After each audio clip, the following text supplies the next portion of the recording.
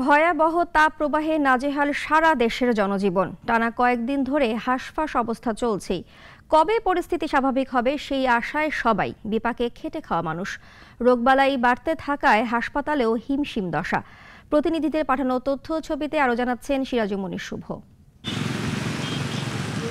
দেশজুড়েই চলছে মৃদু থেকে অতি তীব্র তাপপ্রবাহ। সেই সঙ্গে সারা দেশেই চলছে হিট অ্যালার্ট, যা বাড়ানো হয়েছে আরও 3 দিন।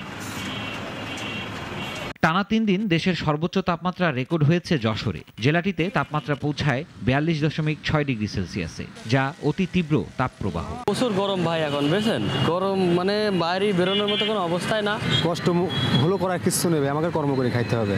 চুয়াডাঙ্গাতেও অতি তীব্র তাপপ্রবাহে হাঁসফাঁস অবস্থা। বিপাকে খেটে খাওয়া নিম্ন আয়ের মানুষ।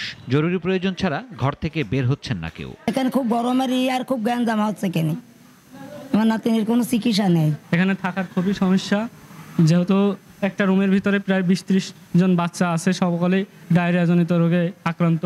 অন্যান্য জেলার মতো মেহেরপুরেও তীব্র গরমে বাড়ছে রোগবালাই। জ্বর, শ্বাসকষ্ট নিয়ে হাসপাতালে ভর্তি হচ্ছেন সব বয়সী মানুষ।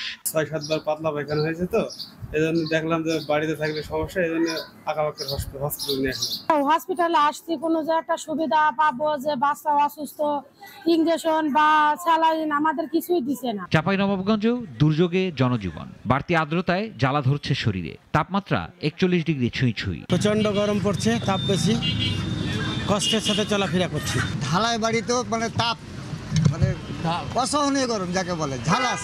চিকিৎসকরা বলছেন পান করতে হবে পর্যাপ্ত নিরাপদ পানি, থাকতে হবে বাড়তি সতর্ক। সিরাজুমনি শুভ, নাগরিক।